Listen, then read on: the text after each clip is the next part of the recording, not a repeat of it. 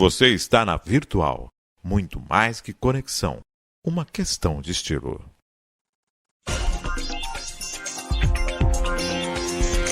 Virtual News.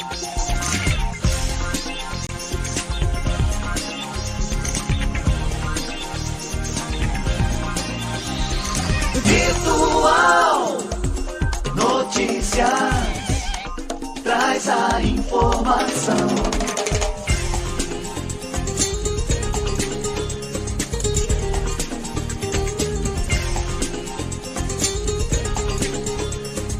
Virtual News. 10 horas mais 5 minutos. Um bom dia para você. Começa agora o Virtual News desta quarta-feira, dia 13 de setembro de 2023. Um bom dia aos poderes constituídos, executivo, legislativo e judiciário. E um bom dia especial para você que faz parte do quarto poder, que é a sociedade organizada. Maravilha, né? E para quem faz aniversário no dia de hoje, parabéns, tudo de bom. Feliz aniversário, Deus abençoando a sua vida hoje e sempre. São os votos de toda a virtual para você. Quarta-feira, ensolarada, verão, veranico, inverno, tudo junto e misturado. E na quarta-feira, participação dos nossos comentaristas Denise Brito e Júnior Santista, apelidado pelo programa, José Luiz Lourenço Júnior, participando com a gente. Bom dia, Denise, bom dia, Júnior, bom dia, Maria Clara. Bom dia, Márcio, Maria Clara, doutor José Luiz, meu colega de bancada. E bom dia para a nossa audiência, todos que nos ouvem, nos assistem. Um beijo. Bom dia, Márcio, bom dia, Maria Clara, bom dia, doutora Denise. Quarta-feira de sol, primavera se aproximando, vamos para cima. O pessoal está anotando, já temos aqui uma formatação diferente nos templates, né, da Virtual, já é a parte técnica. Fiz atualizações nos templates aí, atualizando os templates agora, muito mais dinamismo na tela também, e para você aproveitando cada vez mais, né, esse espetáculo que é a tecnologia. Daqui a pouquinho os nossos comentaristas vão estar vendo os templates que estão aqui, eles não sabem quais estão agora, né? Estão aparecendo na tela, mas não tem ideia. 10 horas mais 7 minutos, veranico, chuva torrencial, inundações, um mundo diante do clima, né? Nós vamos estar falando hoje da Síria, em relação também à questão de Rio Grande do Sul e claro, né? Tudo isso que envolve o governo federal também. 10 horas mais 7 minutos, vamos para as pautas do Virtual News desta quarta-feira.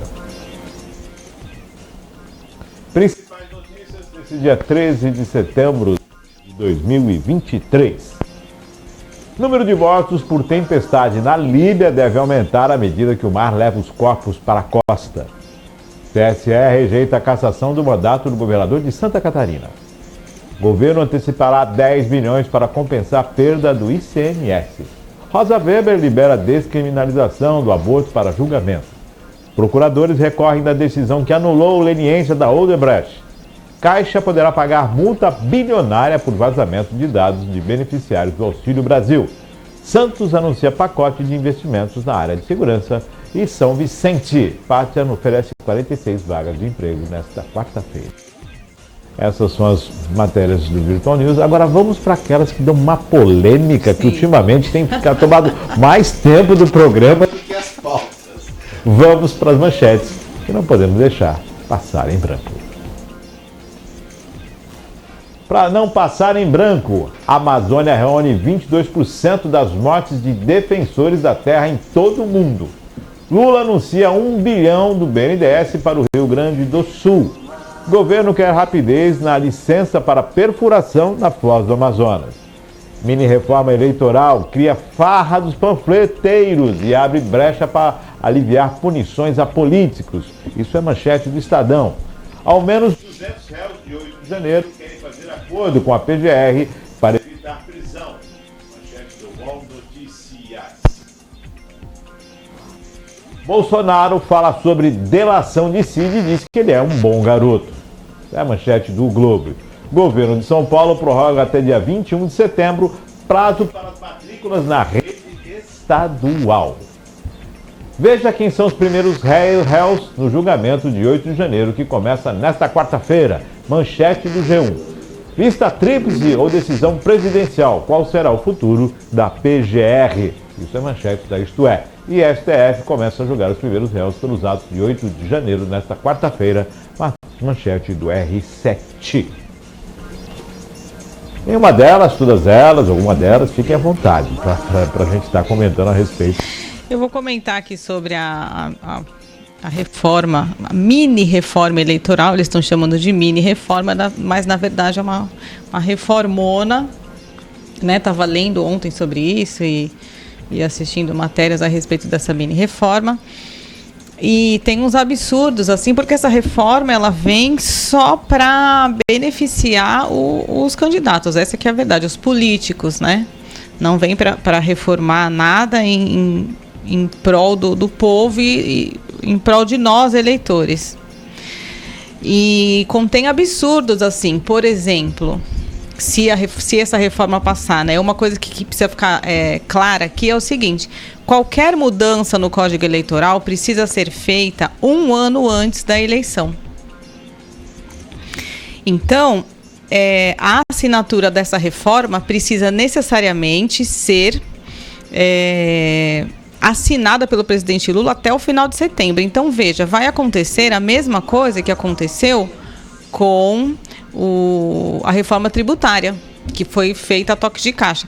Essa mini reforma eleitoral, que não é mini, precisaria de um debate muito maior, porque contém absurdos e que certamente vai passar em branco, né? Como diz a chamada do programa, vai passar em branco. Por exemplo, algumas multas, o montante é R$1.000 até R$10.000. Agora a pergunta que faço é a seguinte, para você que está nos assistindo, fazer a reflexão.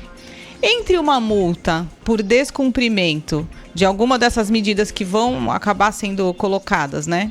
E entre pagar a multa e descumprir, o que você acha que os nossos políticos com o fundo eleitoral farão? Certamente vão optar por pagar. Eu vou colocar aí um outdoor onde não pode, aumentar o tamanho do santinho, descumprir aqui alguma das regras. Quanto é a multa? R$1.000? Tá pago. R$10.000? Tá pago. R$100.000? Também tá pago, porque a grande verdade é que para eles isso é dinheiro de pinga, como diz o popular. Então me parece que essa mini reforma eleitoral merecia sim uma análise melhor e vai passar muito jabuti aí, viu, Márcio? Com certeza. Pinga em mim. Pinga em mim. Pinga em mim. Sobre a mini reforma eleitoral, só um pequeno comentário, é que na verdade é uma pizza eleitoral. O que está se buscando ali é a flexibilização de muitas normas que foram trazidas na última reforma eleitoral, vão acabar flexibilizadas e facilitando a vida dos políticos. Acho que o ponto maior é tudo que envolve dinheiro ou multa, é bom lembrar, o fundo partidário é público, ou seja, o dinheiro sai do cofre público, sai do seu bolso e vai pagar multas aí. Para variar, nós é quem vamos pagar essa conta. Eu ontem, no bate-papo aqui, na quarta-feira, eu optei por um jargão, o 880. 8 de janeiro, está correndo a toque de caixa, né? 880. E como é que fica agora os outros processos? Partidos políticos descumpriram regras, não tiveram contas aprovadas, não tinham um número, o percentual para as cotas mulheres. Sim, não sim. Tinha, as cotas não só mulheres, você pode ter um partido de 70% mulheres e 30% homens. A lei não determina o gênero, determina sim que existam as cotas, a possibilidade. Partidos não cumpriram isso, quer dizer, existe uma lei. Se você não cumpriu a lei, você vai para discutir se você vai ter absolvição? Se você, na verdade, vamos passar um pano nisso? Já que não tem pano para 8 de janeiro e está certo, vamos tirar um pano para mais nada. É 8 ou 80. Sim. Ou você leva a sério isso e não, nós vamos dar, os partidos não vão pagar. Como não vão pagar? O brasileiro paga a multa, qual a diferença do partido político? É tudo feito pelos interesses, né? Quando há interesse do partido político para poder arrecadar mais dinheiro e ter mais dinheiro e mais poder, consequentemente, eles vão fazer, não tenha dúvida disso. Eles legislam em causa própria. Esse é o mote da coisa. Um outro ponto que, nessa questão dessa mini reforma eleitoral, que merecia análise, né? dos nossos congressistas seria a doação de campanha, que foi proibida, então empresas não podem doar. E o que isso acabou trazendo para as eleições, né, para toda a máquina eleitoral? O crime organizado não precisa de CNPJ nem de legalização para doar dinheiro para ninguém. A gente sabe disso. Como eles, né, estão à margem com esse dinheiro, não declaram nada, a verdade é que a gente sabe que o crime organizado passou a financiar muitas campanhas. Então, é uma análise que precisa ser feita.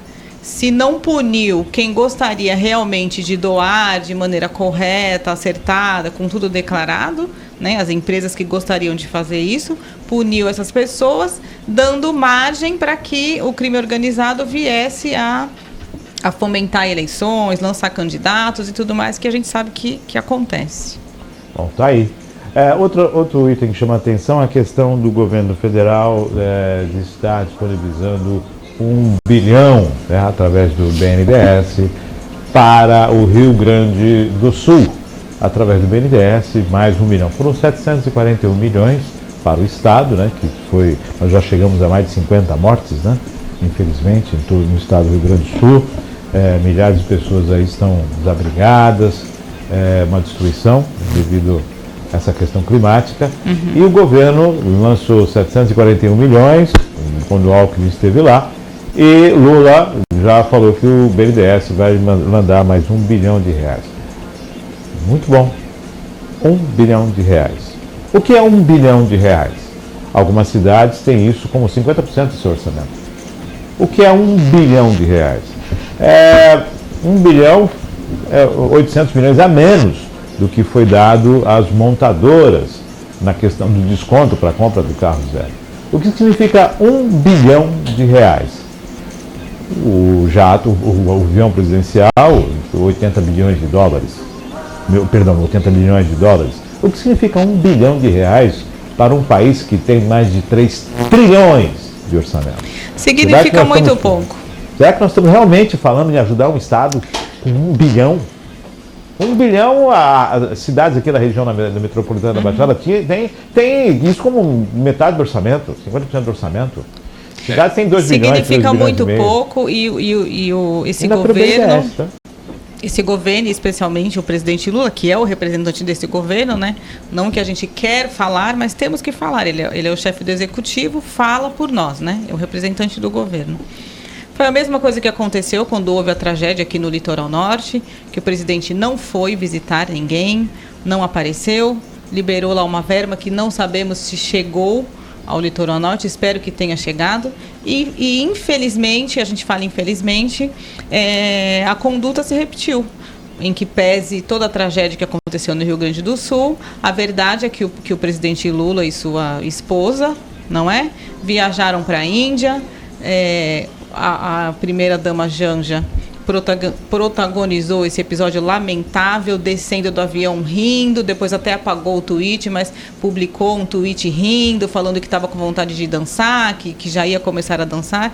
Isso não se faz, é péssimo, não é postura de um chefe de Estado, nem de uma primeira-dama, que deveria mostrar empatia e solidariedade. Então, me parece que é uma medida mais para apagar um incêndio, tentar minimizar essa imagem que ficou, sim, feia por parte deles.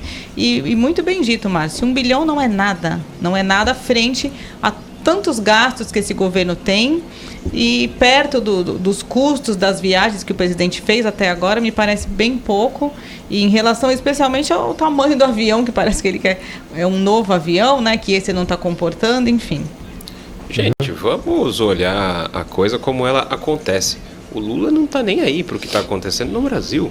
O Lula está em turnê mundial. Ele virou um rockstar. O negócio dele é passear pelo Brasil. Aliás, pelo mundo. Não é pelo Brasil. Se fosse pelo Brasil, seria menos mal. Mas é muito daquilo que eu bato muitas vezes aqui. Já falei algumas semanas atrás sobre a questão da infraestrutura que o Brasil não tem. Todos esses eventos climáticos, eles são previstos. Todo mundo vai culpar São Pedro. Olha, aconteceu um evento inesperado. Mas não é bem assim. Os eventos são esperados. Por muito tempo. Então, não se investe em infraestrutura, depois fica com esse disse-me-disse só para inglês ver. Vai lá e fala assim, olha, manda 1 bilhão, dá uma satisfação pro povo, eles ficam quietos, tá tudo certo. Assim funciona o Brasil. Um outro ponto que levanto aqui, já que o Márcio nos coloca na fogueira e traz as polêmicas pra gente. Essa semana, salvo o melhor juízo, eu não sei se no sábado ou no domingo, enfim, nesse final dessa última semana, o jornalista Alexandre Garcia recebeu uma denúncia da Procuradoria, né, da Verdade, uma coisa assim, que apura a verdade. Eu nunca vi um negócio desse, mas o fato é que agora tem essa Procuradoria como se checasse os fatos, a verdade, enfim. Recebeu uma notificação porque a denúncia do jornalista é de que essa tragédia que aconteceu no Rio Grande do Sul, me parece, e deixo claro aqui, há indícios, houve essa denúncia e há também investigações por parte do governo do Rio Grande do Sul a respeito de comportas e barragens que foram construídas no governo do PT lá no Rio Grande do Sul. Então, ainda, além de tudo, ainda tem mais essa questão para ser avaliada, se realmente o que causou ou contribuiu para essa tragédia foram essas obras lá. Mais ou menos como o que aconteceu em Brumadinho, né? Romperam as barragens, exatamente. Me parece que foram construídas essas 3 barragens e, inclusive, o jornalista Alexandre Garcia diz, né, num vídeo que soltou na internet, que bom que eu recebi essa notificação dessa procuradoria, porque assim vão investigar. E o papel do jornalista é esse, né? Pedir que se investigue. E aí fica aquela questão, né? Capacidade técnica, se houve o erro, se não houve o par, e essa situação a gente tem que ter mais um. Eu vou usar o jargão do 880, tem que se colocar 880, lá dessa situação. Apurando o 8 de janeiro como deve ser apurado, e todos os restantes também devem ser apurados com a mesma agilidade. Só mais um comentário, e aí envolvendo também um jornalista, né? No caso, você tinha comentado, doutora Denise, sobre o Alexandre Garcia. Teve um jornalista da Folha de São Paulo que deu uma declaração para lá de lamentável, dizendo que tudo que aconteceu no Rio Grande do Sul foi um castigo aos bolsonaristas. Eu fico pensando, meu Deus, como é que a pessoa pega uma tragédia e explora dessa forma para dizer que foi um castigo? Com que autoridade uma pessoa fala uma sandice dessa? Condutas lamentáveis que acontecem no Brasil. Engraçado, né? Me desculpa, não conheço quem é o colega de trabalho, vamos colocar assim, né? Mas se acreditasse na justiça divina, não falaria algo assim, né? Exatamente. É complicado você determinar a justiça divina. É triste, né? Na verdade é muito triste. Fazer palanque... mas se usam Deus para fazer até guerras, né? Pois é.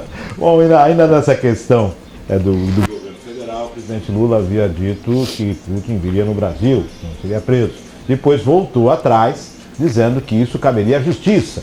E, na verdade, houve uma declaração do Tribunal de Haia e diz que, como o país é signatário daquela instituição, deverá sim cumprir a determinação de prisão de Putin, já que tem entre os crimes de guerra a questão do sequestro de crianças ucranianas sendo naturalizadas na Rússia. Tem isso aí também. Eu não sei o que está acontecendo com o presidente Lula, não quero trazer nenhum adjetivo aqui para essa questão, né, do presidente, mas assim, ele está, vou usar o termo aqui, confuso e desconectado da realidade. E digo isso porque, primeiro, ele disse que se o Putin chegasse no Brasil, não seria preso, o que é um absurdo. Ele tem um mandado de prisão do Tribunal Penal Internacional que deve ser cumprido sim, caso ele saia do país dele. Primeiro ele disse isso, se chegar aqui e o presidente for eu não prendo. Depois, para passar um pano, como diz o popular, né? Eu nem sabia que existia esse Tribunal Penal Internacional. Não, mas foi... Não. Pelo amor de Deus, não tem o menor cabimento, sendo que ele recorreu à condenação dele no Tribunal Penal, né, de Haia. Então, assim, será, meu Deus, que não tem um assessor para dizer presidente? Vou até ler aqui. Após o presidente Lula gerar polêmica ao afirmar que o ditador russo Vladimir Putin teria trânsito livre no país, apesar de ser um alvo de um mandato de prisão do Tribunal Penal Internacional por crime de guerra na Ucrânia, um porta-voz da Corte Internacional disse que o Brasil tem a obrigação de cooperar com a prisão de Putin, já que o país é um dos signatários do Estatuto de Roma, que deu origem ao tribunal, também conhecido como Tribunal de Haia. Olha, Eu acho que vocês dois estão muito bonzinhos em acreditar que o Lula está tendo algum tipo de confusão mental ou coisa do gênero. A verdade é uma só. Luiz Inácio, ele vive de narrativas, né? E ele lançou, e ele vai lançando narrativas. E quando ele faz alguma coisa de errado, a gente já sabe qual que é a conduta dele. Ele fala assim, eu não sei, não vi, não me lembro. Essas são as 3 desculpas que o Lula costuma dar. Quando ele tentou também acusar o Bolsonaro de genocídio, né, das inúmeras acusações genéricas que fizeram para o Bolsonaro, ele justamente evocou o Tribunal de Haia, dizendo, olha, ele vai ser julgado e que não sei o quê. E agora ele simplesmente diz que ele não conhece, que não tem nada a ver com isso e que ele vai estudar. A desculpa dele é que ele vai estudar. Estudar o quê, Lula? A gente sabe que você nunca estudou na vida. Outro ponto também é a questão da Foz do Amazonas, que a Petrobras insiste que o IBAMA libere, e o IBAMA já deu nota técnica que não vai liberar. E agora quer que se faça o quê? Mude a nota técnica? As alegações técnicas que são feitas, o IBAMA rebateu essas alegações. E agora se espera que haja uma liberação. Não é não. Exato, não é não. Ou você cumpre a legislação ambiental ou você não cumpre. Porque ficar fazendo narrativas é a coisa mais linda do mundo. Ir para algum seminário lá em Paris sobre o clima, então, mais ainda mais nesse clima rockstar que o Luiz Inácio vive, né? Então, esse é o Brasil. Toda hora é um discurso para inglês ver, toda hora alguma coisa para a gente só olhar, ficar na superfície, mas nunca se aprofunda em nada. É impressionante. Antes de a gente falar do segundo outro ponto aqui, vou lembrar que o governo do estado de São Paulo prorrogou até 21 de setembro, é isso?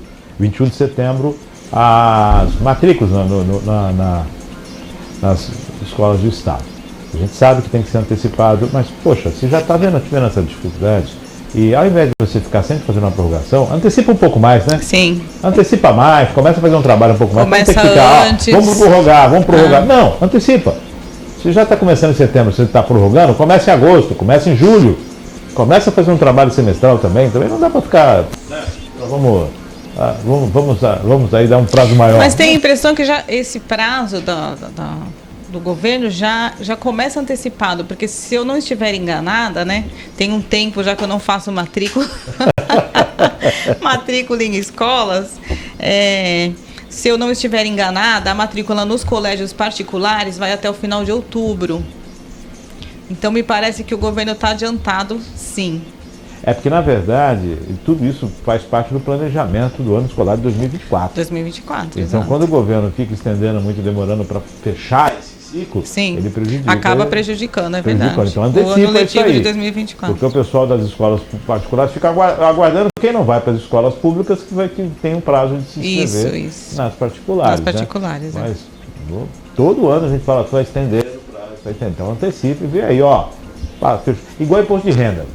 Deu a data, acabou. Sim, fica aqui o alerta para que os pais e as mães, né, que não fizeram a rematrícula, compareçam nas escolas e já... Né? Isso é muito importante. Garantam a vaga. Bolsonaro chamou o Cid de bom menino, já comentamos a respeito disso, e o Bolsonaro, se eu não me engano, ele disse na entrevista de que pensar eu penso, posso pensar, posso conversar, agir é outra coisa, né?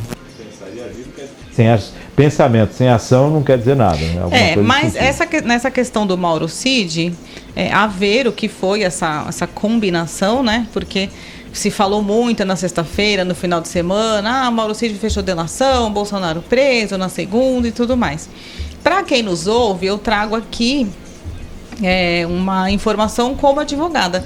Não necessariamente a delação, né, esse acordo, se refere a você falar sobre alguém ou dar novas provas ou, né, no caso, o que estão falando, vai soltar as bombas do Bolsonaro, contar todas as entranhas. Não necessariamente. Às vezes ele pode ter assinado uma delação para confirmar o que ele já disse em benefício de ter recebido esse relaxamento de prisão. Essa que é a grande verdade, porque o processo está em segredo de justiça. Então, em verdade, ninguém sabe o que foi que o ministro Alexandre de Moraes homologou. Se só homologou o que ele já disse, se tem coisas novas ou não.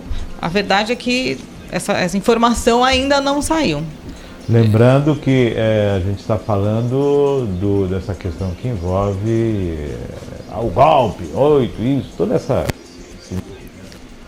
questões aí, né? Tem a PGR também, que que está para ser escolhida essa lista tríplice aí, essa situação, e estamos vendo, né, Júnior? Sobre Bolsonaro e Mauro Cid, é mais um episódio desta série interminável que acontece no Brasil, que é Aqui Não Se Morre de Tédio, né? Vai ter alguns capítulos, essa coisa vai andar por lá, por cá, mas no final das contas a gente sabe como é que tudo isso acaba. Em pizza, em uma grande pizza. E os acusados de 8 de janeiro estão tentando fazer um acordo de leniência aí com a PGR, né? Acordo de leniência. Vamos falar sobre isso daqui a pouquinho. 10h30, vamos às matérias do... O número de mortos por tempestades na Líbia deve aumentar à medida que o mar leva corpos para a costa. Corpos chegaram à costa do leste da Líbia nesta quarta-feira, aumentando o número de mortos em uma tempestade que varreu bairros inteiros para o mar, com milhares de mortos já confirmados e muitos milhares ainda desaparecidos. Partes da cidade mediterrânea de Derna foram destruídas pelas torrentes e enchentes desencadeadas depois que as chuvas de uma poderosa tempestade romperam barragens acima da cidade na noite de domingo. Prédios inteiros e vários andares foram destruídos. O ministro da Aviação Civil da administração que administra o leste da Líbia, em entrevista, disse que o mar despeja constantemente dezenas de corpos, disse ele à reportagem da Reuters. Contamos mais de 5.300 mortos até agora, e o número provavelmente aumentará significativamente e poderá até duplicar, porque o número de pessoas desaparecidas também é de milhares, acrescentou. Dezenas de milhares de pessoas foram desabrigadas, disse ele, apelando à ajuda internacional e acrescentando que a Líbia não tinha experiência para lidar com as consequências de tal desastre. As informações são da agência Reuters. É um cenário destruidor, realmente é desolador e não dá para se mensurar. Sim. Como é estar vivendo nesse cenário tão caótico, tão difícil. Né? Deixo aqui minha solidariedade e lamento esse episódio muito triste, porque você veja, a matéria fala em 5.300 mortos, né? E que o mar traz todos esses corpos. Isso é muito triste, em comparação ao que passamos aqui no Rio Grande do Sul, que já nos impactou em muito. Eu fico imaginando lá um país, né, onde não tem infraestrutura e com esse número absurdo de mortes. Então deixo aqui minha solidariedade e aproveito deixar o meu apelo para as organizações internacionais, né? A gente vê Leonardo DiCaprio, Greta, Macron, tanta gente, o próprio presidente Lula, né, desfila aí pelo mundo pedindo ajuda internacional para a Amazônia e para tantas outras questões. Então deixa aqui o meu apelo para que as organizações internacionais virem os olhos também para a Líbia, então, para que atenda, que aliás fez o pedido de ajuda internacional, né? Então que olhe também para essa tragédia, nessa catástrofe lamentável, porque essas pessoas também precisam, tal se não mais do que a Amazônia. Olha, doutora Denise, eu acho que a turnê mundial do Lula, infelizmente, não abrange a Líbia. Não abrange, né? Mas realmente um episódio para lá de lamentável. Infelizmente, um ano de El Niño é um ano que tem situações climáticas extremas. E esse foi mais um capítulo dessas situações climáticas extremas e que acabou resultando nesse número de mortes enorme, infelizmente. De fato, onde não existe infraestrutura, a coisa se torna um pouco pior. E foi o caso da Líbia, e sim, toda ajuda internacional ela é para lá de bem-vinda, e todos os países que dizem se preocupar com o mundo, está na hora de mostrar aí, falar assim, vamos tentar ajudar essa gente toda aí. 10h33, próxima matéria. TSE rejeita a cassação de mandato do governador de Santa Catarina. Por unanimidade, o Tribunal Superior Eleitoral rejeitou ontem a cassação do governador de Santa Catarina, Jorginho Melo, do PL, e da vice-governadora Marilisa Boen, do PL. A eleição da chapa foi questionada pela advogada Rosiane Magari Martins, que disputou uma vaga de deputado estadual pelo PSOL. Na ação, a advogada acusou a chapa de uso indevido de recursos do fundo eleitoral e abuso de poder econômico na campanha eleitoral de 2022. De acordo com o advogado José Eduardo Cardoso, a campanha teria fraudado a cota de gênero, que obriga a destinação de 30% dos recursos para candidaturas femininas. Segundo o advogado, o PL recebeu 9,3 milhões do fundo eleitoral e destinou 93% para a conta da campanha da vice. De acordo com a acusação, os recursos foram usados pela chapa majoritária para burlar a obrigatoriedade de cumprimento da cota. É evidente que isso foi uma fraude. Colocou-se uma mulher que nem apareceu na campanha para apropriar-se do dinheiro das mulheres. Uma regra que existe para valorizar a mulher na política foi utilizada para colocar as mulheres como peças decorativas de uma campanha, argumentou. Ao analisar a questão, o TSE discordou da acusação e os ministros entenderam que não houve irregularidades na campanha do governador.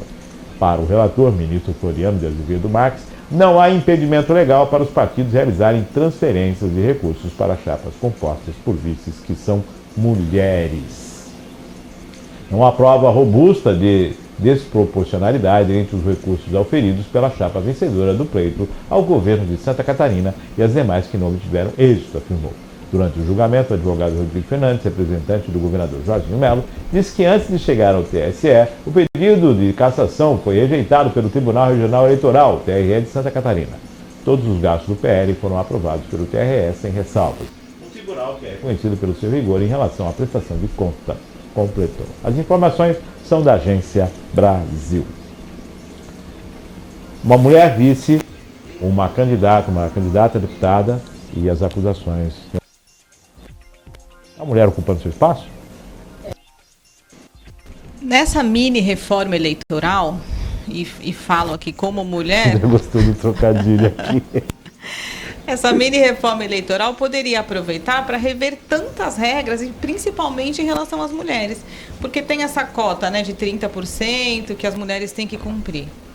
Agora eu falo aqui como mulher.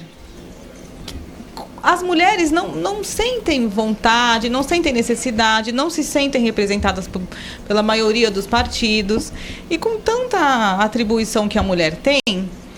E veja, hoje em dia, né, a figura do político está muito ligada à corrupção, a roubo, fraude, condenação, né? Eles circulam muito, figuram muito aí nas notícias negativas. Então a mulher, né, que é bem mais inteligente, acaba não se empolgando de se enveredar por esse lado da política. Esse é um ponto.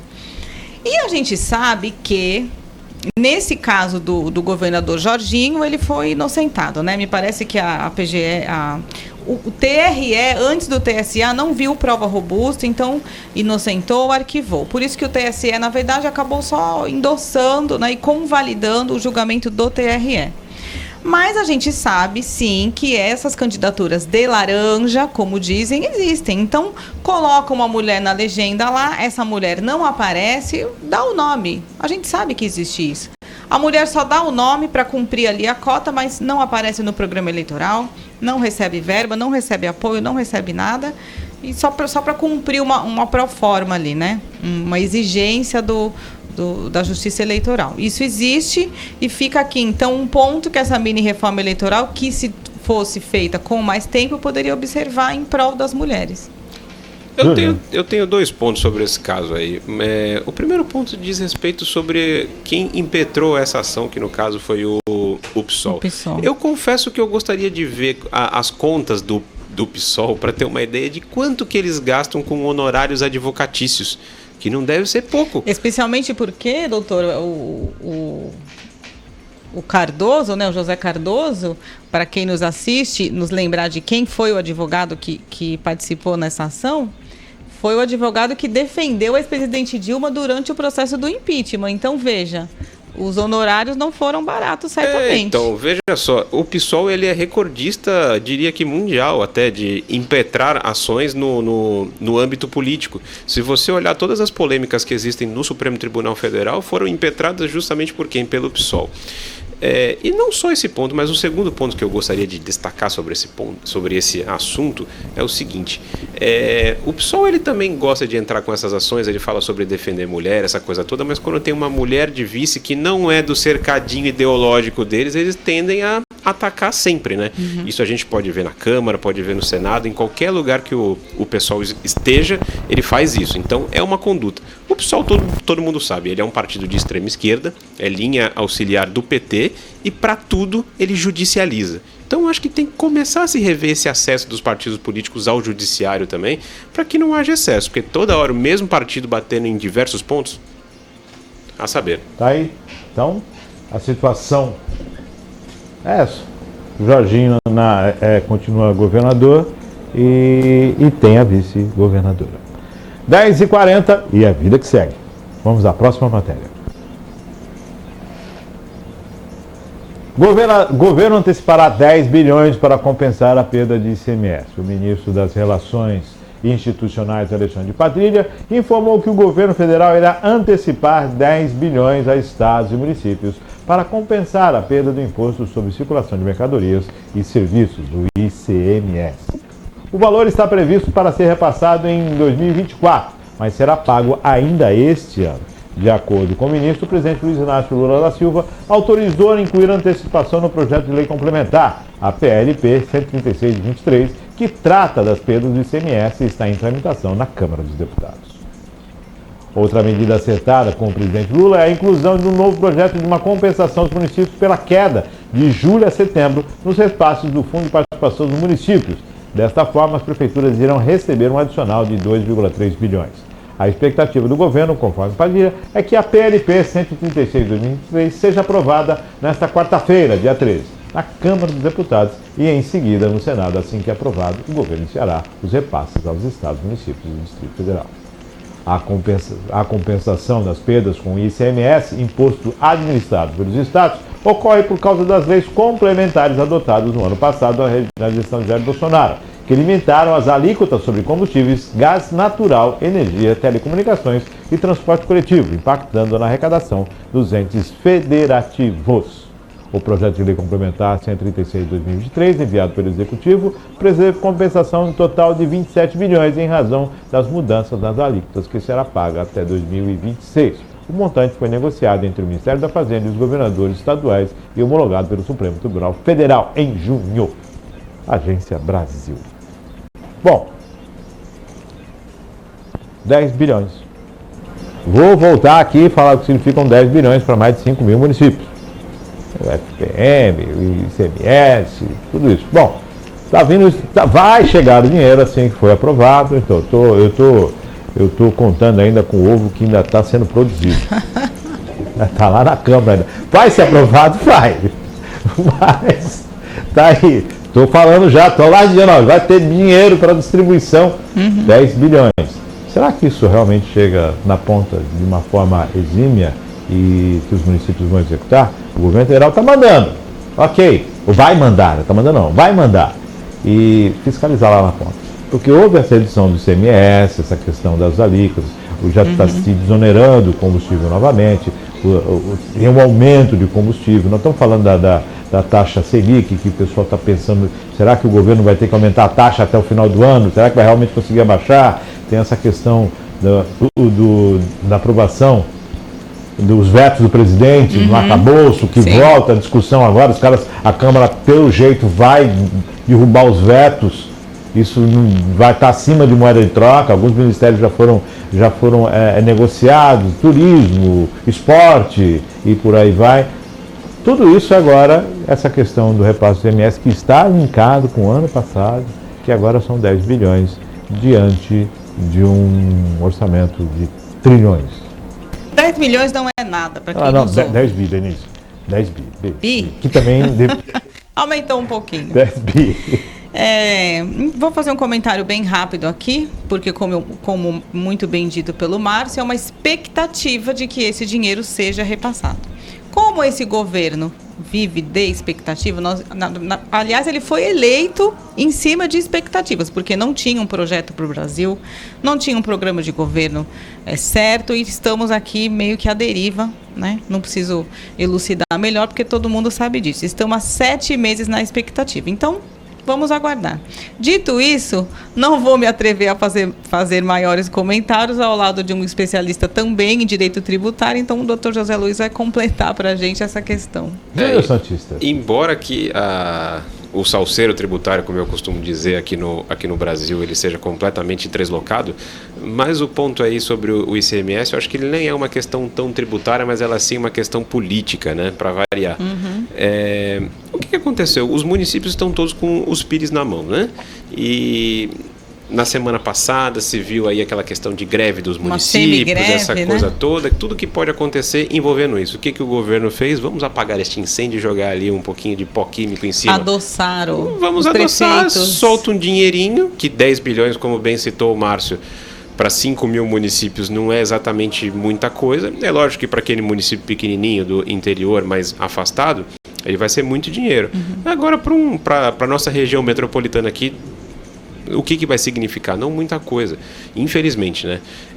Mais uma vez uma medida eleitoreira, mais uma vez uma questão de narrativas, e assim segue o governo, infelizmente. 10h45, próxima matéria. Rosa Weber libera a descriminalização do aborto para julgamento. O Supremo Tribunal Federal, a ministra Rosa Weber, liberou ontem para o julgamento a ação que pretende descriminalizar o aborto até a 12ª semana de gravidez. Apesar da liberação do caso para análise da corte, a data de julgamento ainda não foi definida. A ministra é relatora do caso e se aposentará no final deste mês, ao completar 75 anos. Nem aparenta, né? Desde 2017, uma ação protocolada pelo PSOL tramita na corte. O partido defende que a interrupção da gravidez até a 12ª semana deixa de ser crime. Atualmente, a legislação brasileira permite o aborto em caso de estupro e risco à vida da gestante ou fetos anacefálicos. Em 2018, o Supremo realizou uma audiência pública para debater o assunto com especialistas contrários e favoráveis à interrupção. A informação é da Agência Brasil. Apesar de ela ter liberado, não tem nenhuma data agendada, não, tá? Não foi agendado ainda, não. Sim, pode demorar É bastante. polêmico, sem dúvida, é muito polêmico isso. A gente fala de vidas, a gente fala de direito sobre si, direito sobre o outro. E volto à questão. Quem faz leis nesse país? De onde surgem as leis? Quem são os eleitos para que se mude ou para que se crie as leis? O STF tem ultimamente, a política, ela tem sido judicializada. E as leis acabam sofrendo esse atropelo. As discussões, os debates, eles são salutares, mas as decisões, elas têm uma casa definida para isso. Então, muito me preocupa, o STF está decidindo sobre essa questão da volta agora, assistência sindical. Pô, eu estava acompanhando ontem a TV Tribuna, a TV Cultura, e no Jornal da Cultura, espetacularmente, o pessoal comentando lá, que eu gosto muito também, eram 400 bilhões arrecadados para os sindicatos e caíram para 100 milhões, depois que acabou-se com a obrigatoriedade da contribuição sindical. Não existe mais. Agora vem com essa questão da assistência sindical, em que quem não quer ser assistido tem que ir na Assembleia dizer, eu não quero. Mas peraí, quem faz a lei é lá, não é o Supremo, é lá. Então volta lá, gente, vai precisar alterar isso aqui. Acabou, não tem. Então vai sobreviver. E o pessoal diz, os sindicatos devem sobreviver pela eficiência e não pelo comodismo. Eficiência igual muitos sindicatos têm, de discutir com a categoria, de enfrentamento, entre o enfrentamento salutar, entre a condição patronal e a força de trabalho. Isso é espetacular, isso faz parte do jogo, da discussão do jogo, da garantia das leis, e existem os advogados aí, pertencentes a isso. Tem toda uma situação que é muito favorável. O que não dá para fazer é criar uma situação que beneficie de uma forma tão ampla e que o trabalhador é obrigado. É obrigado. Lembra daquela letrinha miúda? Se você não disser não... Mas vamos falar do aborto primeiro. Exato. Que a gente entra novamente o pessoal figurando aí nesses absurdos, né? Essa questão que o Márcio trouxe, né? Vou começar por aí, em que o STF legisla. E esse não é o papel do STF, para quem nos ouve e nos assiste, vou deixar claro aqui. Quem faz as leis é o Congresso Nacional. O papel do STF é garantir que a Constituição seja aplicada e defendida. Ponto. Mas aqui no Brasil, a verdade é que o STF já vem há muito tempo legislando. Isso é unânime no mundo jurídico, a maioria concorda. Dito isso, eu vou deixar aqui o meu posicionamento como mulher nessa questão do aborto. Agradarei algumas, irei desagradar a outras, mas fora das hipóteses que a lei autoriza, que a matéria mencionou, no caso de estupro, né, tem mais umas 2 condições. Nessas hipóteses eu sou favorável. Fora dessas hipóteses eu sou totalmente contra. Por uma questão simples. O direito à vida é uma garantia constitucional. Já começa por aí. Então, se o STF está preocupado em cuidar da Constituição, defender a Constituição, a primeira coisa que eles deveriam avaliar é isso. Estamos aqui para defender a Constituição, o direito à vida é uma garantia constitucional, então já seria um ótimo argumento para que esse tipo de liberação não passasse. Além disso, em 2018, como a matéria disse, né, esse debate que foi feito, foi um debate muito robusto e alguns juristas, eu e o doutor José Luiz até conhecemos, como o doutor Ives Gandra Martins, entre outros, doutora Janaína Pascoal, fizeram defesas fortes, doutora Regina Beatriz, no sentido de que não pode ser autorizado o aborto. E os argumentos foram jurídicos, não são teses estapafúrdias ou apenas opiniões, como estou dando a minha. Então, para que se atentem a isso também, né? A essa audiência que foi feita e que os argumentos foram robustos, repito. Além disso, eu trago aqui outros 2 pontos importantes. Por exemplo, será que antes de legalizarmos o aborto, não seria mais importante que nós pensássemos como estão as nossas crianças, por exemplo? Porque eu vejo, tenho uma empresa na área da saúde, então posso falar disso, cada vez mais cedo as meninas aparecem fazendo teste de gravidez, com 13, com 14. Isso é absurdo.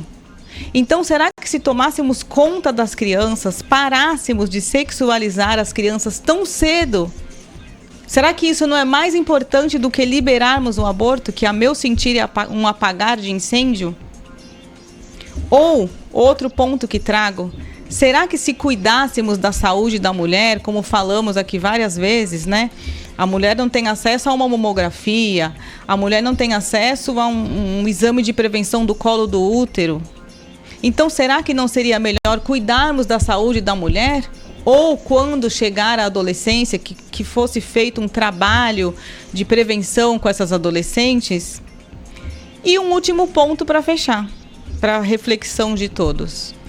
Se for liberado, né, se passar esse julgamento no STF, então, pois muito bem, o aborto foi liberado, ok. Quem vai pagar essa conta? Porque essa conta médica vai cair no colo de alguém. Da onde vai cair? No SUS.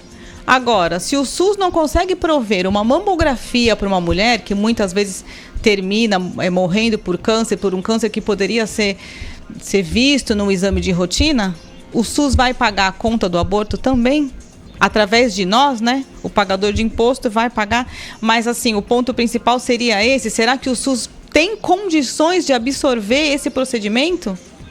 Então, são pontos que trago e que fica a reflexão aí para todos.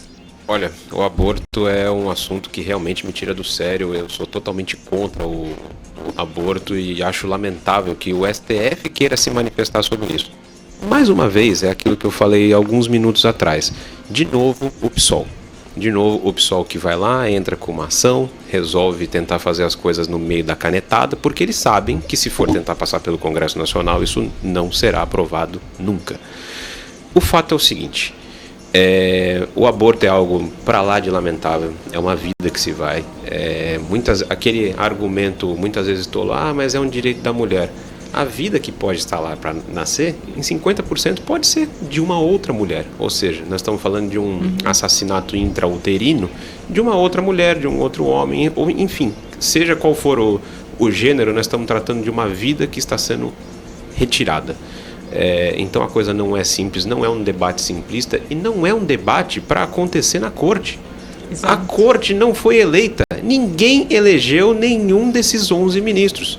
O que a gente tem a impressão aqui no Brasil é que, como era na República de Florença, lá na hoje Itália, temos uma senhoria. E essa senhoria é que toma decisões. pelo povo. Não é o povo, ou então os legitimados pelo povo para tomarem essa decisão. Essa senhoria de uma casta que se julga acima do bem e do mal, e vai lá e olha, decido isso, decido aquilo. Mas é bom lembrar, o judiciário ele é um poder inerte. Quem foi atrás disso? Um partido de extrema esquerda, como o PSOL, foi atrás e agora está tentando. Pode acontecer? Espero em Deus que não. Porque seria muito lamentável, e eu acho que vai ter até uma reação do próprio Congresso Nacional se isso for aprovado. Agora o Congresso reage, o STF aceita? Eu não sei. O Brasil ele é um salseiro jurídico, um salseiro político. Acho que somente essa senhoria é que manda no Brasil.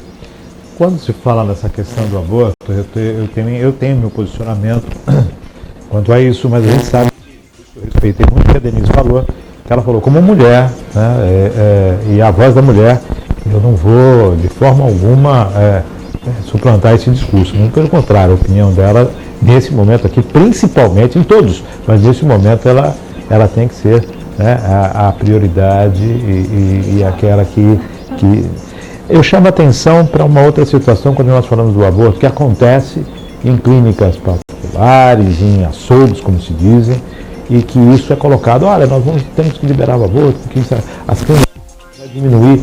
Peraí, como assim vai diminuir? Está existindo então? Então se tem o conhecimento oficialmente que as coisas existem e nada deve ser feito? Mais uma outra situação que o aborto levanta. Não temos que proibir o aborto, liberar o aborto, por conta que existem clínicas clandestinas. Se isso existe, tem que ser proibido, porque é contra a lei. A lei diz não. Então não pode acontecer. Então, ou seja, o poder público, se isso está acontecendo, e acontece, a gente sabe, mas mulheres morrem tentando fazer aborto. Então o poder público está falhando miseravelmente nessa questão. Por que essas clínicas estão abertas, se é contra a lei? E existe ainda uma outra situação, né? Como bem falou a doutora Denise sobre essa questão que recairia sobre o SUS, a responsabilidade. Imagina a seguinte situação. A pessoa vai lá, diz, olha, eu quero abortar. Esse aborto vai acontecer 1 ano, 2 anos depois. Talvez quando a criança esteja na faculdade, tem esse detalhe, seja liberado o aborto. Isso é o Brasil. Máxima nesse momento. Tem a frase que, para fechar esse comentário do Dr. José Luiz, só vai faltar combinar com a fila do SUS. Não é? Só vai faltar combinar o procedimento com a fila do SUS. 10 horas mais 57 minutos depois dessa. Agora vamos para a próxima. Vai ficar na fila. Vamos para a próxima, 10h57. Boa. Procuradores recorrem da decisão que anulou leniência da Odebrecht. A Associação Nacional dos Procuradores da República, a ANPR, recorreu ontem para reformar a decisão do ministro do Supremo Tribunal Federal, Dias Toffoli, que invalidou todas as provas da Operação Lava Jato, obtidas nos acordos de leniência da Odebrecht. No recurso, a associação argumenta que a validade do acordo deve ser mantida. Segundo a ANPR, o Ministério Público Federal agiu de acordo com a lei ao celebrar os acordos e as informações obtidas na Suíça e nos Estados Unidos durante as investigações seguiram a tramitação legal da cooperação jurídica. Os acordos de colaboração premiada celebrados com diretores e empregados da Odebrecht, que se valerem também das provas extraídas dos sistemas da companhia e que foram entregues voluntariamente, foram firmados pela Procuradoria-Geral da República e homologados pelo próprio Supremo Tribunal Federal, que na época reconheceu a validade afirma a associação. Sobre a determinação de Toffoli para a abertura de investigação contra ex-procuradores da Lava Jato, a ANPR sustentou que a medida é ilegal. Tal medida revela uma desmedida malversação do devido processo legal, da ampla defesa e do contraditório, acrescentou. Na semana passada, após a decisão do ministro da Advocacia-Geral da União, informou que vai criar uma força-tarefa para investigar agentes públicos por desvios de conduta cometidos durante a Operação Lava Jato. Não há prazo para o julgamento do recurso pelo Supremo. As informações é da Agência Senado. Pela minha ignorância jurídica, tem muita coisa aí que já perdeu o prazo, né? Perdeu o prazo. Olha, perdeu o prazo, passou o tempo, já não pode ser outro processo, perdeu o prazo. Então, perdeu o prazo e de repente as pessoas não têm mais os crimes que cometeram. Prescreveu, né?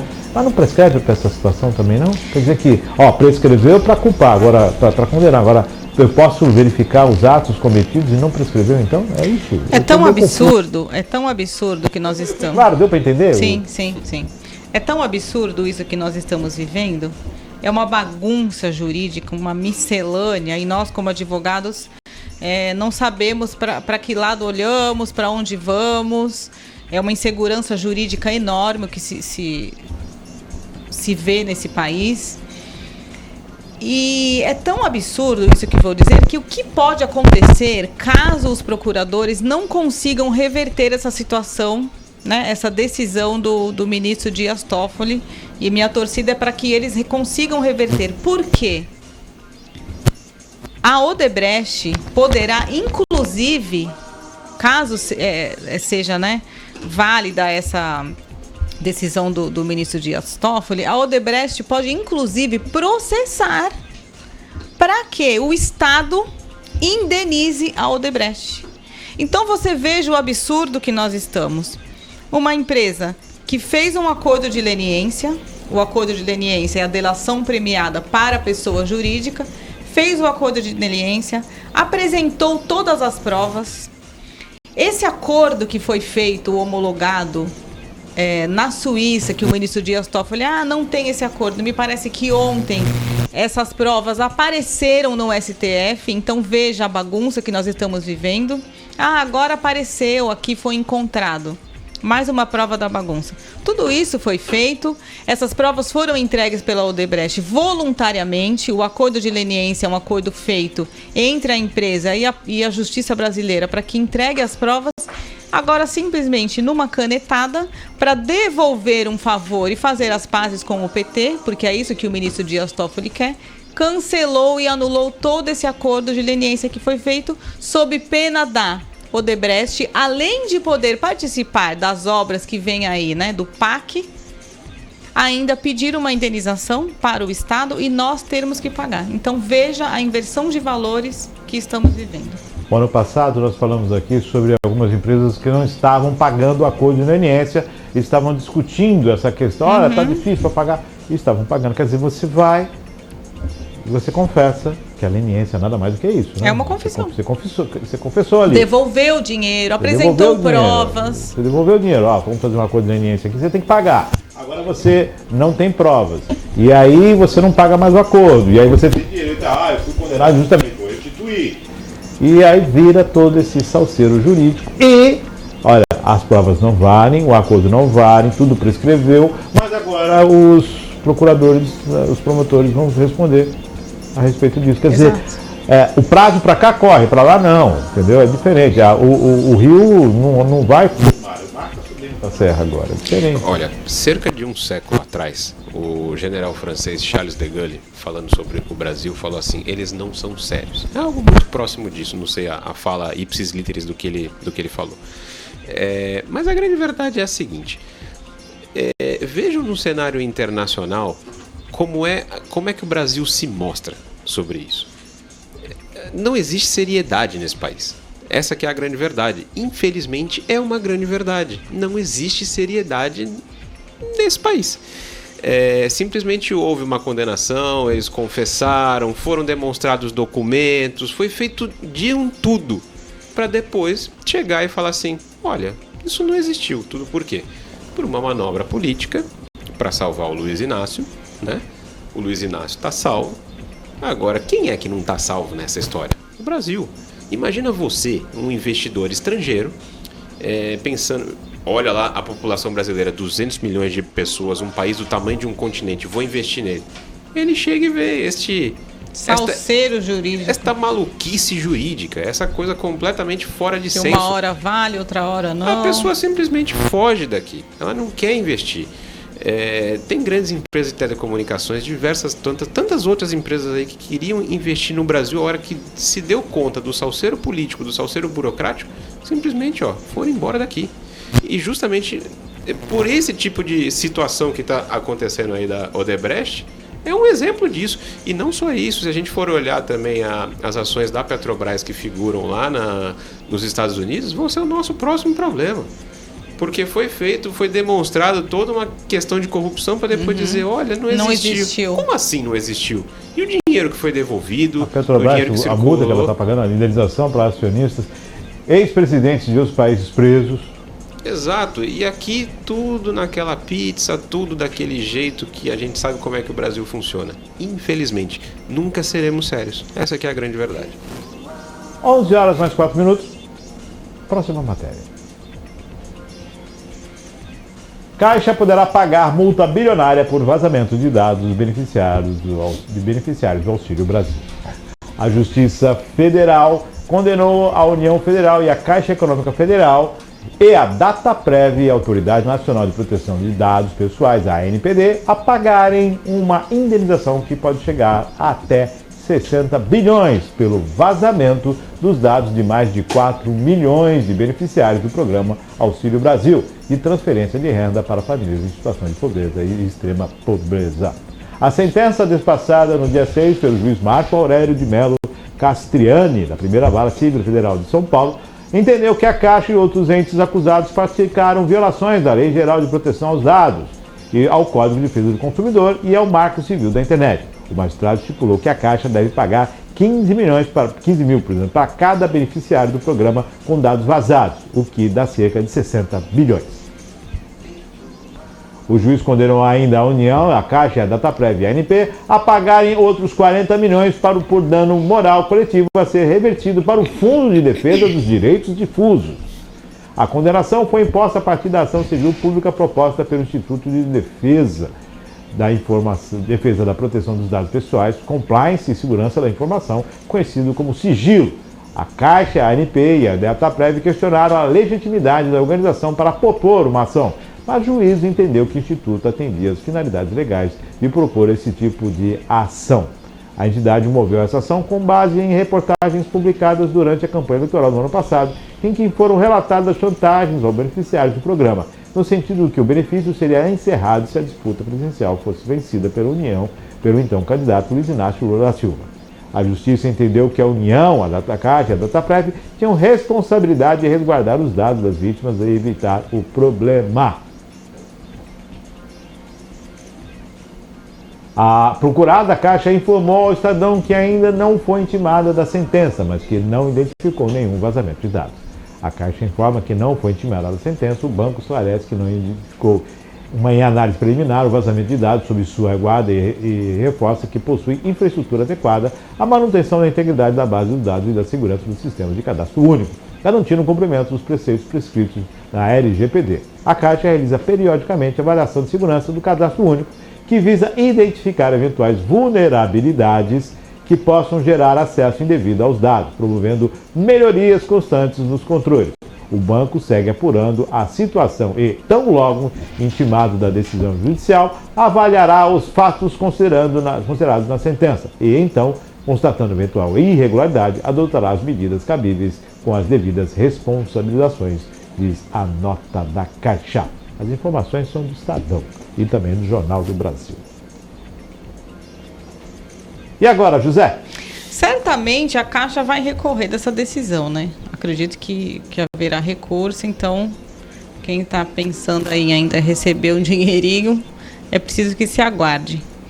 Dito isso, se o juiz condenou, vamos acreditar que o conjunto probatório era robusto e o convencimento dele foi feito de maneira, né, em cima das provas, então pode ser, e acredito que sim, né, vou me basear aqui na decisão do juiz, esses dados realmente foram vazados. E deixo aqui uma análise para todos nós. A Caixa poderia ser um banco, e deveria ser um banco, pronto para competir com os bancos dos outros mercados, que, veja, já são ruins. Quando você fala dos bancos privados, eles já são ruins. Mas a Caixa é tão pior ainda que não consegue essa competição. Consegue ainda ser pior do que o que já é ruim. Se me fiz clara aqui. Então, me parece que novamente vai ser trocada, né? O presidente Lula nesse arrobo de rever os ministérios e entregar a fatia grande do bolo para o Centrão. Vai novamente realocar a pedido do Centrão, me parece que quer a caixa de porteiras fechadas. Então, fica aqui meu apelo também para o Centrão, para quem vai assumir esse desafio, se conseguir, né? Essa porteira fechada da Caixa. Faça da Caixa um banco de nível para competir com os bancos privados. Aquela expressão para inglês ver, ela surgiu aqui no Brasil na época do Império. E, mais uma vez, a Lei Geral de Proteção de Dados foi uma resposta do Brasil para o mundo sobre a proteção de dados, que era algo muito necessário. As empresas multinacionais que aqui atuam cobravam muito isso, essa coisa toda, fizeram a LGPD. Feita a LGPD, algumas empresas já foram punidas por conta de vazar dados dos seus clientes, essa coisa toda. Agora nós temos uma situação em que um banco público cometeu esse erro de vazamento e tem uma sentença aí estabelecendo uma espécie de um teto de 15 mil aí de indenização para essas pessoas que tiveram seus dados vazados. O que nós temos de fato aí é o seguinte: nós vamos ser sérios e vamos punir o banco público e a União pelo crime cometido, ou mais uma vez vai ficar tudo em pizza, Supremo Tribunal Federal ou STJ vai fazer alguma ginástica jurídica para poder dar uma aliviada, dizendo não é muito dinheiro, tem a questão econômica e não sei o que tal, e a coisa passar por aí. O fato é um só. Em uma era digital, todos os nossos dados são dados sensíveis. E eles têm sim que ser resguardados, não só pela Caixa Econômica Federal, pela empresa que gerencia o seu aparelho celular, pelas empresas de telefonia, enfim, todos devem guardar esses dados porque eles são sensíveis. Se houve essa condenação para a Caixa, eu espero realmente que ela seja cumprida, que essas pessoas sejam indenizadas, e vou dizer mais, em 15 mil reais para quem teve todos os seus dados vazados ainda é muito pouco. Eu vou aproveitar e falar, a pessoa ganha 15 mil e aí vai para um fundo, não sei o que, uma fatia maior, e aí? Eu sou prejudicado e um fundo é beneficiado? E que fundo, né? Difuso? Que isso? Mais uma das distorções. Indenizar quem teve. Tudo bem. Agora, outro ponto. Peraí, então vazou os dados e alguém utilizou esses dados e entrou em contato com a pessoa e fez alguma. Mas quem entrou em contato? Então, peraí, tem mais alguém aí que eu preciso... Envolvido, que eu preciso trazer à luz da verdade aqui e explicar quem foi. E cabe também essa pessoa aí uma condenação. Porque assim, foi um roubo. Se eu recebi os dados e eu fiz a recepção de um roubo, perfeito? Vazou dados. Não, vazou não, roubaram os dados. Não vazou, roubaram. Os dados foram roubados. Quando eu utilizo de algo que é roubado, é receptação. Sim. Exato. E aí eu uso isso para um crime político. Não é isso? Então, está faltando... Entender um pouquinho a mais aí, Se a gente analisar o caso aí à luz da LGPD, Márcio, o que acontece? A Caixa ela tinha a responsabilidade de guarda desses dados. E, em tese, esses dados não foram guardados. Então, o primeiro que é punido realmente é a Caixa Econômica Federal. Num segundo momento, também entendo que existe, inclusive, vários tipos penais aí que foram descumpridos e que devem, sim, ser apurados até o fim, né? Assim esperamos. Porque ninguém passou lá, tem um pendrive da Caixa aqui, acho que tem os dados. Alguma coisa foi feita com esses dados. Quem fez? Quem roubou, para quem vendeu e para quem foi usado. Vamos lá, tem mais gente aí. Merece apuração também. 11h13, próxima matéria. Santos anuncia pacote de investimento na área da segurança. Contratação de mais 200 guardas civis municipais, criação de plano de cargos e carreiras e salários específico para a categoria, entrega de novas viaturas e armas, compra de drones de alta performance e uma nova base para agrupamento de rondas ostensivas municipais na região central. Esses são os destaques de Santos Mais Segura, plano da Prefeitura em prol da segurança e monitoramento urbano. O pacote de medidas de investimento foi anunciado pelo prefeito de Santos, Rogério Santos, durante o ato realizado na Praça das Bandeiras, no Gonzaga, com a participação de 30 novos agentes de diversas autoridades. Vou dar os parabéns para uma questão de segurança pública, aumentando no contingente da Guarda Municipal. Mas eu vou voltar o tempo um pouquinho e lembrar que há muito tempo se discutia a unificação das polícias, polícia militar e polícia civil, um corpo único, né? Uma questão de informação, agilidade. Isso foi muito discutido, isso sempre volta à baila, isso. Há uma dificuldade de quem seria incorporado por quem. Essa discussão sempre existiu na unificação das forças policiais. E aí, Estado, segurança. Diante de uma discussão de unificação, na verdade, cria-se uma força policial. Eu não estou aqui discutindo o mérito, eu estou discutindo essa questão de mais uma atribuição ao município que não lhe era dada. E aí o município avança em uma questão de uma guarda municipal e o Estado, quem deveria... Porque se eu preciso de uma guarda municipal, é sinal de que a segurança no meu município não está contente. Eu preciso aumentar o efetivo da Polícia Militar, eu preciso aumentar toda essa questão e atender. Quando eu crio uma guarda municipal, eu estou, na verdade, sinalizando de que tudo o que é feito na segurança no meu município por parte do Estado, eu não está contente. Não, a gente está fazendo para acompanhar, para melhorar. Não, está fazendo porque não está tendo segurança e tem dificuldade, tem os claros, tem os vazios, tem tudo isso. Tá? Então, a partir daí, eu gostaria de comentar a respeito da matéria. Nada contra as guardas municipais, nada contra isso. É simplesmente uma análise de para onde está seguindo a administração municipal, né? E na contramão do quê? Porque, na verdade, o Estado é quem deve prover segurança. Sim. Olha, eu acho que auxiliar a segurança é realmente um dever do município. E essa criação de infraestrutura ela é realmente necessária, como tudo aqui no Brasil. O que eu acho que acontece em Santos é uma desordem geral da cidade. A cidade está num estado de abandono tão grande que se você, desde a rua que você olha, que você anda em Santos, que está lotada de buracos, você vê diversos mendigos na rua também.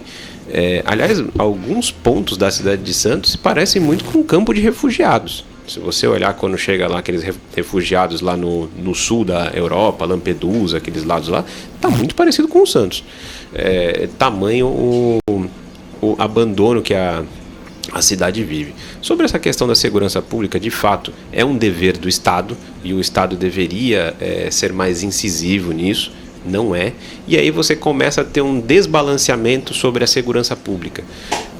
A Guarda Municipal trazendo para si algumas atribuições que não são dela e fica nisso. Mas bato mais uma vez, eu acho que a questão é desorganização. Se a cidade não tivesse ficado tão largada ao ponto de ter tantos moradores de rua, de ter tanta coisa errada, eu acho que não precisaria de tudo isso.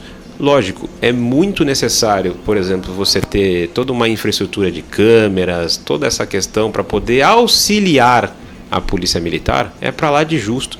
Os números de Santos sempre foram muito bons em segurança pública, mas hoje não são. A grande verdade é que a gente está vivendo uma insegurança pública completa na cidade de Santos. E eu vejo, pelo menos, que a cidade, eu nunca vi dos meus 38 anos, a cidade tão abandonada como ela se encontra hoje. Espero que a coisa melhore. Mais uma vez eu vou usar aquela expressão para inglês ver. Ano que vem é ano eleitoral, então talvez seja para inglês ver. Me parece que é para inglês ver. Claro, é muito válido que se tenha a guarda municipal para a população se sentir um pouco mais segura, mas como bem disse o Dr. José Luiz, que seja um auxiliar da Polícia Militar.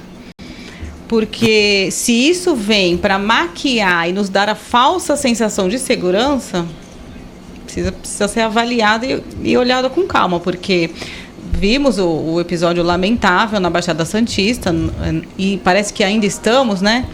Semana passada, um policial foi morto varrendo a calçada. Um policial aposentado. O outro estava vendendo churrasquinho com a filha na frente de casa e foi baleado. Não sei se veio a óbito ou não.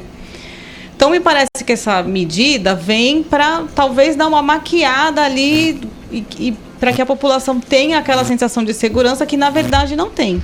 Então, muito bem dito pelo Márcio, talvez uma unificação ou então um fortalecimento da Polícia Militar, como disse o Dr. José Luiz. Eu acredito que uma atuação conjunta das forças, ela faz com que se torne muito melhor.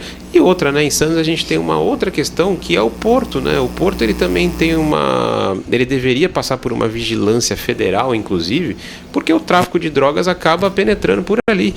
E Sim. tudo, uma coisa leva a outra. Não pense que está desconexo. Porque a partir do momento que o tráfico está agindo numa área portuária, que em tese é uma área federal, antes disso ele vai ter que passar por uma rodovia, ele vai ter que passar pelos morros, ele vai ter que passar pelas comunidades, e é onde as coisas acontecem. Por isso que eu falo, a desordem urbana leva a tudo isso, infelizmente. O Brasil ele vai conseguir resolver os seus problemas criminais a partir do momento que as cidades estejam melhor organizadas. Aí a coisa funciona. Agora, volto de novo. Espero que não seja uma medida para inglês ver. Tem que ser permanente. Essa questão da segurança pública precisa de cooperação com o Estado e, digo mais, precisa de cooperação com a União. Senão, nada vai funcionar. Lembrando aí que tem a Operação Delegada também à disposição. 11 horas mais 20 minutos. Próxima matéria. Pátio de São Vicente oferece 46 vagas de empregos nesta quarta-feira. O atendimento é sempre de segunda a sexta-feira, das 9 às 17, de forma presencial nas unidades de área insular, na Avenida Presidente Wilson, 1126 no Itararé, unidade área continental, na Avenida Ulisses Guimarães, 1330, no Jardim Rio Branco. É necessário que o candidato leve RG, CPF, carteira de trabalho e comprovante de residência. Acessar as vagas disponíveis pelo aplicativo Cine em celulares do sistema Android ou por meio do cadastro no portal do Ministério do Trabalho, Emprega Brasil, por meio do link empregabrasil.mte.gov.br. Vamos às vagas. 40 vagas para atendente de lanchonete, 3 vagas para atendente de telemarketing, 1 vaga para acabador de mármore e granito, 1 vaga de mecânico de suspensão e 1 vaga de montador de mármore. Aí as vagas disponíveis para você, basta você dar um pulinho lá no Cine, ou então acessar através aí da internet, através do seu sistema, do seu Android, do seu celular, ou do seu tablet, do seu computador, ou computador de alguém, em algum lugar, você também pode acessar e fazer o seu cadastro. É a possibilidade de você ingressar no mercado de trabalho, as vagas, cada uma tem as suas condições específicas, e de repente você consegue o seu primeiro emprego, né? De acordo com a necessidade do contratante. Vale a pena você fazer parte, acreditar no sistema, se cadastrar e participar. É a oportunidade de você voltar ao mercado de trabalho ou então ingressar pela primeira vez. Afinal de contas, o que a maior parte dos brasileiros quer, a grande maioria, é o trabalho e com o trabalho conquistar a dignidade na sua vida. Sem dúvida. E você merece ter essa oportunidade. Está aí, a oportunidade do Pátio de São Vicente. Utilidade pública, sempre que mandam, a gente está publicando aqui, dando publicidade com certeza. Denise Luiz. Exato, Márcia, como eu sempre falo aqui, o emprego é a grande solução para esse país. Sem geração de emprego, não chegaremos a lugar nenhum. Já estamos aí há 7 meses, né, de um governo novo e, infelizmente, a gente não vislumbra aí muitas oportunidades. Mas, então, desejo sorte para quem se candidatar. Como o Márcio disse, acessem o site, usem o aplicativo do celular e que tenham sorte e obtenham aí êxito nessa empreitada de conseguir uma colocação. Boa sorte aos candidatos, se qualifiquem o quanto mais aí para conseguir não só essas vagas, mas almejarem até vagas mais complexas. Lembrando que o melhor programa social do mundo é o emprego. Ele te traz dignidade, vai te trazer ânimo e vai fazer com que você conquiste tudo o que você deseja. Chegamos ao final, Maria Clara. Encerramos? Chegamos ao finalzinho, estamos chegando às 11h23, chegando ao finalzinho do Virtual News de hoje, agradecendo a nossos comentaristas, a Denise e a Dr. Luiz Lourenço Júnior, que eu chamo de Júnior Santista. Já pegou, né, Márcio? Mais uma vez, ressalto que eu adorei esse título. Márcio, eu agradeço quem nos acompanhou, agradeço a oportunidade, mais uma vez, da participação. E vou mandar um beijo aqui ao final para o meu irmão Denilson, trabalha lá no centro de Santos e nos ouve toda quarta-feira, os outros dias também, mas quarta-feira a audiência, né? A irmã está aqui, então ele acaba ouvindo. Um beijo. Muito obrigado, Márcio, Maria Clara, doutora Denise, mais uma vez por esse programa que eu me divirto muito em fazer. Só queria dar 2 destaques aí no campo esportivo. Ontem a seleção brasileira parece que recuperou o seu futebol aí desde o último jogo contra a Bolívia, um futebol mais alegre, mais vistoso, um toque de bola, muito melhor do que com o técnico anterior. E também amanhã teremos o Santos em campo. Você, torcedor santista, por favor, vá ao estádio, colabore com o time, grite até o fim, precisamos disso. Então é isso, um bom restinho de semana aí para todo mundo, fiquem com Deus. Dória vem a candidato, vem a presidência? Olha, até onde eu fiquei sabendo, parece que a coisa virou fumaça, mas como o Santos e a política são muito parecidos, né? Então vai que acontece. Vamos aguardar aí quem são as chapas. Até agora só tem 2 chapas, né, definidas, que é a do Ricardo Agostinho e do Marino.